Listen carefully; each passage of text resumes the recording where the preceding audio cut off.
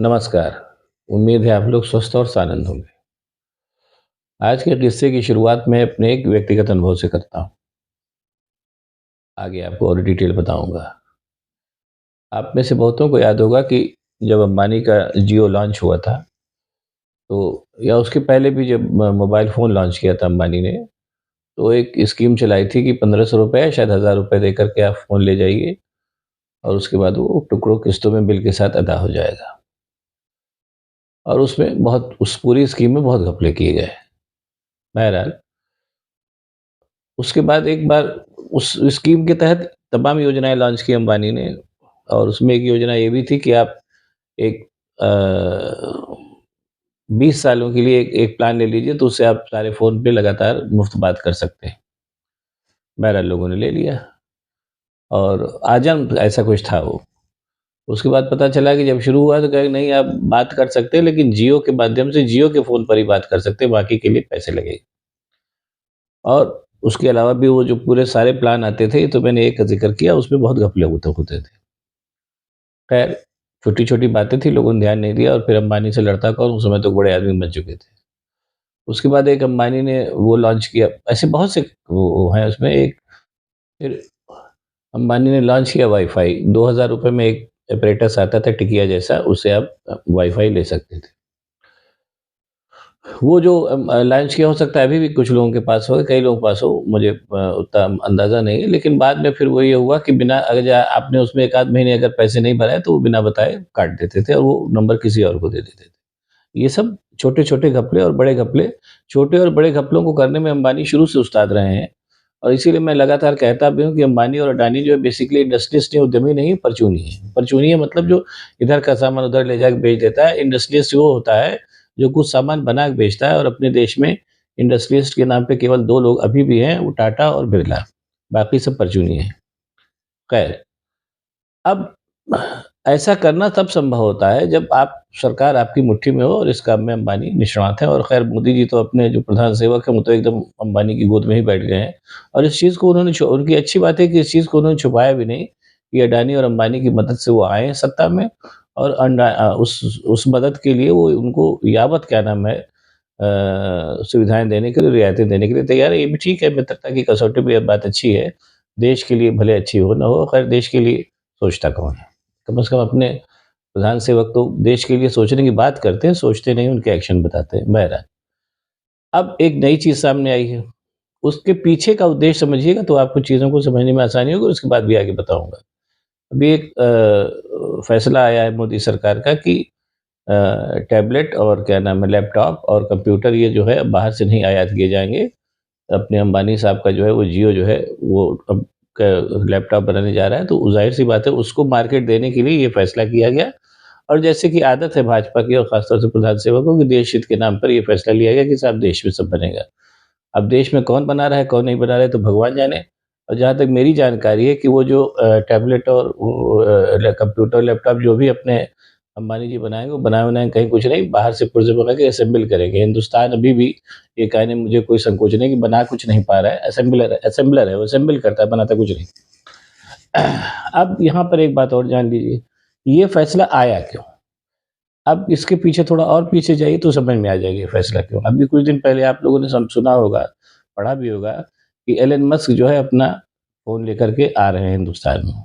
Elon Musk जो दुनिया के सबसे बड़े अमीरों में से एक है और वो जब अपना फ़ोन लेकर के आवेंगे, थोड़ा महँगा ज़रूर होगा, लेकिन ये है कि वो उसके सामने अंबानी का जियो-वियो कहीं नहीं टिकेगा। अब इस बात को अंबानी तो जानते ही हैं और अपने प्रधान सेवक भी जानते होंगे। ज़ाहिर-सी बात है, एलन मस्क को रोकना अपने मोदी जी के भी बस की बात नहीं है, ये कन्फर्म है। जो इस तरीके का अंतर्राष्ट्रीय प्रतिस्पर्धा चल रही है और जिस तरीके से अंतर्राष्ट्रीय प्रतिस्पर्धा में भारत जो है एक बौना राष्ट्र है, उस जिसकी जिसकी विश्व व्यापार में कोई हैसियत नहीं है, ऐसे मामले में एलन मस्क को रोकना कम से कम मोदी सरकार की बूते की बात नहीं है और किसी की बूते की बात होगी तो तब का तब देखा जाएगा। अब ज़ाहिर-सी बात है अपने मित्र को एलन मस्क अब जब एलन मस्क आएँगे और उनका सब बाज़ार धीरे-धीरे लॉन्च हो जाएगा तो 8-10 साल में किस्सा खत्म है अंबानी का, ये समझने वाली बात है, जो समझते हैं वो समझ जाएँगे इस बात। अब ऐसे में अपने मित्र अंबानी को बचाने के लिए मोदी जी को कुछ न कुछ तो करना ही था। अब उन्होंने अपनी गुजराती बुद्धि लगाई और कहा कि ठीक है, आपको मैं एक तरीके का एक एकाधिकार दे दे रहा हूँ लैपटॉप और कंप्यूटर और उसके टैबलेट के बाज़ार का। हिंदुस्तान इस इन चीज़ों का संचार कराने में बहुत बड़ा बाज़ार है। 140 करोड़ जनसंख्या है। प्रधान सेवक के शब्दों में 140 करोड़ लोगों के वो प्रधानमंत्री हैं, उनका उन्हें भरोसा है, उनके लिए वो कुछ भी कर सकते हैं। तो उन्होंने कर दिया कि अंबानी के माध्यम से आप सब सामान ले जाइए और पैसा सब अंबानी के झोले में चला जाएगा। ये अब यहाँ पर मैं एक बात बताना चाहूँगा, जिस रास्ते पे मैंने पहले भी कहा था कि हम बनाना रिपब्लिक बनने की ओर अग्रसर हैं, जिस रास्ते पर हिंदुस्तान चल पड़ा है और अगर ऐसे ही चलता रहा, तो अंबानी ये मान अब ये मैं जो मैं कह रहा हूँ उसको गौर से सुनिएगा। अंबानी और अडानी आज की तारीख में प्रतिस्पर्धा और ईर्ष्या के पात्र हो सकते हैं। लेकिन कहीं न कहीं ये उन अंतर्राष्ट्रीय शक्तियों के द्वारा बहुत जल्दी ही बेदखल कर जाएँगे जो हिंदुस्तान की मार्केट पर कब्ज़ा करने के लिए आ रही हैं। इस बात को समझ लीजिए, इसको समझने के लिए मैंने एलन मस्क का उदाहरण दिया कि जिस समय जियो लॉन्च हुआ था और पूरा उसका एकाधिकार उसको दिया गया था, वो जियो जियो ने पर्याप्त कमाई कर ली और उसके चलते बीएसएनएल बर्बाद हो गया। अब बारी जियो के बर्बाद होने की, अंतर्राष्ट्रीय प्रतिस्पर्धा का यही नियम है। और मैंने बोला कि जिस तरीके का अंतर्राष्ट्रीय व्यापारिक प्रतिस्पर्धा में जिस तरीके का पिछलग्गू हिंदुस्तान है, उस प्रतिस्पर्धा में अंततः सारी की सारी जो इकोनॉमी है, वो अंतर्राष्ट्रीय शक्तियों के हाथ में जाने वाली है, जाती हुई दिख भी रही है। ये उसी का एक उदाहरण है कि अंबानी को और अडानी को अपने मोदी साहब तरीके लोग कब तक बचाएँगे। और नंबर 2 ये उनकी भी अडानी, अंबानी जैसों की भी मजबूरी है क्योंकि वो बना तो कुछ रहे नहीं है। सारा का सारा उनका काम जो है वो परचूनिया स्तर पे वहाँ से लेके यहाँ बेचा। यहाँ जैसा मैं बता रहा हूँ कि ये जो कंप्यूटर और टैबलेट है वो बनेगा, क्या नाम है, लैपटॉप, वो भी ये मान के चलिए यहाँ बनेगा नहीं, पुर्जे कहीं से मँगा कर के असेंबल किए जाएँगे। यही होगा, आप लोग देख लीजिएगा। और ये पूरी की पूरी जो व्यवस्था है जिसको जिसको लेकर के अपने प्रधान सेवक और सारे लोग चल रहे हैं, कहीं न कहीं ये पूरा का पूरा हिंदुस्तानी जो बाज़ार है, इसको अंतर्राष्ट्रीय शक्तियों के हवाले हो ही जाएगा। उसके बाद जो प्रतिस्पर्धा होगी वो देखने काबिल होगी।